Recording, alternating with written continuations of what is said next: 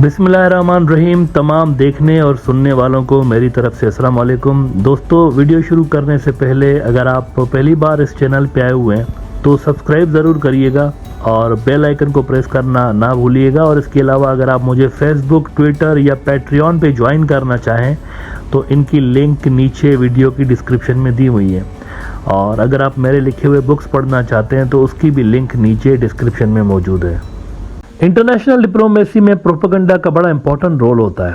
Propaganda मुख्तलिफ objectives को हासिल करने के लिए किया जाता है। मिसाल के तौर पर अक्सर आपने देखा होगा इंडियन मीडिया के अंदर कई ऐसी खबरें छपती हैं जिनका कोई सर पैर नहीं होता, या फिर वेस्ट के अंदर भी आप बहुत सारे बड़े बड़े न्यूज़ आउटलेट्स के अंदर देखते होंगे कि बहुत सारी ऐसी खबरें छप जाती हैं जिनका कोई सर पैर नहीं होता।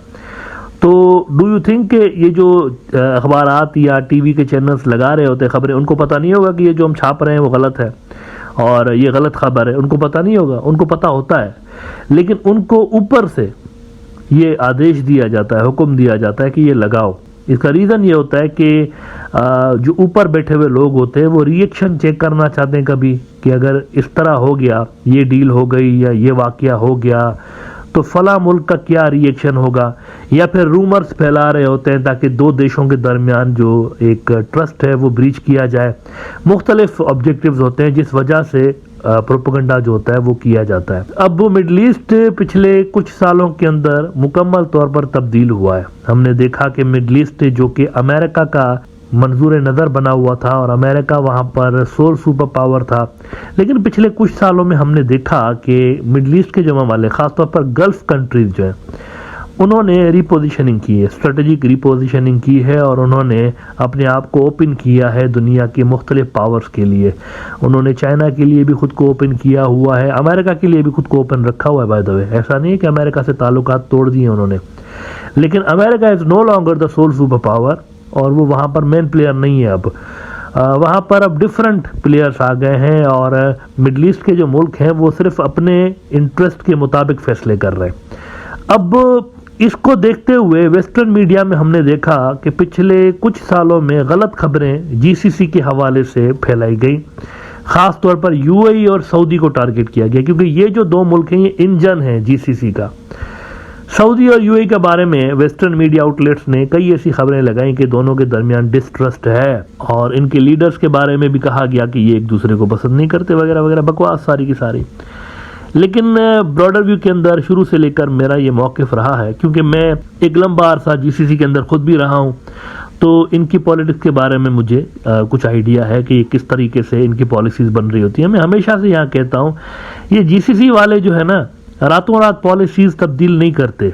ये मिल बैठ के एक ही पॉलिसी बनाते हैं और ये उसको लंबे अरसे तक कैरी ऑन करते हैं। इनकी पॉलिसीज़ सोचे समझे मंसूबों के तहत ये बना रहे होते हैं, ऑब्जेक्टिव्स को नज़र में रख के कि फ़लाँ ऑब्जेक्टिव हमने हासिल करना है। इंक्लूसिवनेस बहुत है जीसीसी ब्लॉक के अंदर, ये एक दूसरे के खिलाफ आपको काम करते हुए नज़र नहीं आते इतना।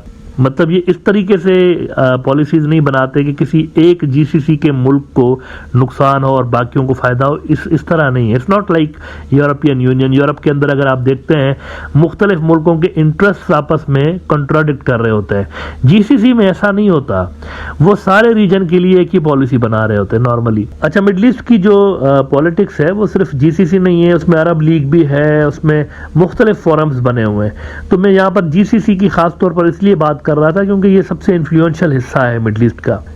नाउ ये जो यूएई के बारे में तासुर दिया गया वेस्टर्न मीडिया में कि ये कोई सऊदी अरब से हट के अलग से पॉलिसीज डिज़ाइन कर रहे हैं और ये चाइना के थोड़ा सा विरुद्ध हैं और इस तरह की जो काम इन्होंने किए, इस पे मैं ज़रा आपको कुछ हकायक दिखाना चाहता हूँ। एक बड़ी डेवलपमेंट हुई है जो कि फर्स्ट टाइम इन हिस्ट्री आप कह सकते हैं, उस पर थोड़ी देर में बात करता हूँ, लेकिन थोड़ा सा रिकैप करवा दूँ आपको कि जब कुछ साल पहले तक खबरें आई कि जी चाइना बहुत बड़ा मिलिट्री बेस बना रहा है यूएई के अंदर, तो उस पर अमेरिका ने यूएई के ऊपर प्रेशर डाला था कि आप हमारे सिक्योरिटी पार्टनर हैं, हम आपके डिफेंस को देख रहे होते हैं, तो यहाँ चाइना क्या कर रहा है भाई। तो उन्होंने फिर फोर्स किया था यूएई को कि आप चाइनीज मिलिट्री बेस पे काम बंद कर दें जो कि बन रहा था वहाँ पे। द गार्डियन ने लिखा नवंबर 2021 को कि work on Chinese military base in UAE abandoned after US intervenes Satellite images reportedly detected construction of secret facility at Khalifa Port amid growing US-China rivalry। ये 2021 की खबर थी। लेकिन फिर आप 2023 की खबर देखें, अप्रैल 2023 की मिडल ईस्ट मॉनिटर की। मिडल ईस्ट मॉनिटर कहता है China resumes construction of military base in UAE defying US objection. अब आप देखें कि अमेरिका के कहने के बावजूद किया यूएई ने वही है जो यूएई चाहता था, जो उसके नेशनल इंटरेस्ट में था, उन्होंने वही किया।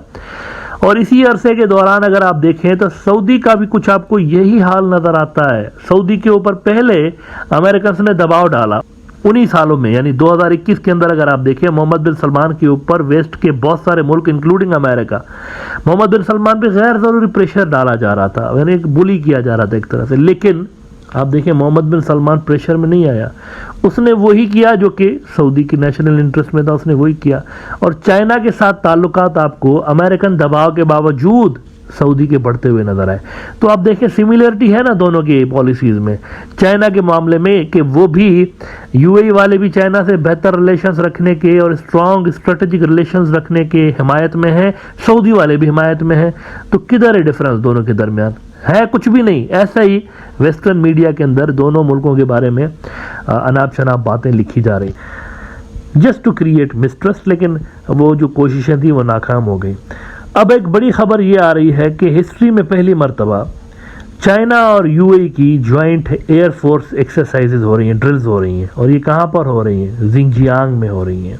चाइना का जो इलाका जिंगजियांग है वहाँ पर। यरूशलेम पोस्ट इजराइल का बड़ा न्यूज़ आउटलेट है, इन्होंने लिखा है कि China says will launch joint air force training with UAE in August. चाइना's defence ministry said it will launch joint air force training with the United Arab Emirates in the Xinjiang region next month.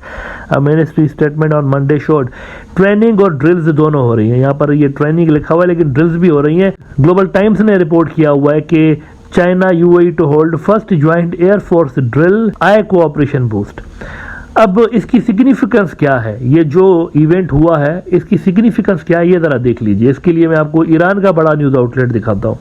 Faris agency एक बड़ा news outlet है Iran का, इन्होंने लिखा है कि UAE to hold first aerial drills with China ending exclusive US reliance. ये इसकी सिग्निफिकेंस है कि पहले अमेरिका की ही सिक्योरिटी के ऊपर वो रिलाय कर रहे होते थे, लेकिन अब यूएई चाइना के भी आपको करीब होता हुआ नजर आ रहा है और सिक्योरिटी के लिए ये उनके साथ भी कोऑपरेशन बढ़ा रहे हैं। तो एक शिफ्ट यूएई की पॉलिसीज में नजर आया आपको।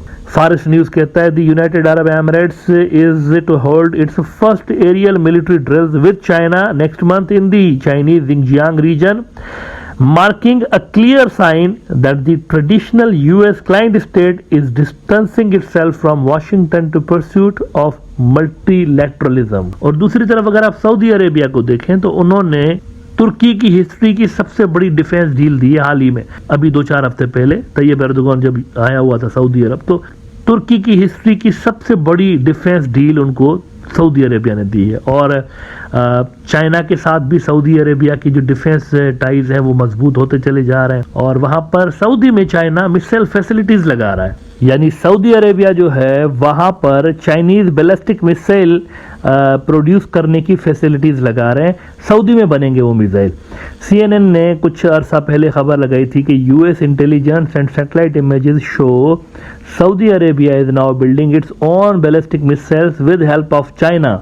तो सऊदी का भी आपको वही उनकी पॉलिसीज नजर आ रही हैं कि वो पहले एक्सक्लूसिवली रिलाय करते थे अमेरिका के ऊपर फॉर सिक्योरिटी पर्पसेस, लेकिन अब वो चाइना की तरफ भी टिल्ट हो रहे हैं। अमेरिका को छोड़ा नहीं है दोनों मुल्कों ने, लेकिन ये है कि मल्टीलैटरलिज्म की तरफ जा रहे हैं, यानी एक ही वक्त में वो मुख्तलिफ जो बड़ी पावर्स हैं उनके साथ इंगेज हो रहे हैं और उनके साथ डिफेंस कोऑपरेशन बढ़ा रहे हैं। तो दोनों की एक ही जैसी पॉलिसीज है, लिहाजा ये जो खबरें आती रहती है ना वेस्टर्न मीडिया के अंदर दोनों मुल्कों के बारे में, these are totally rubbish news. और हकीकत में ऐसा कुछ भी नहीं है। दोनों मुल्क जो है रीजन के हवाले से एक ही जैसा विजन रखते हैं।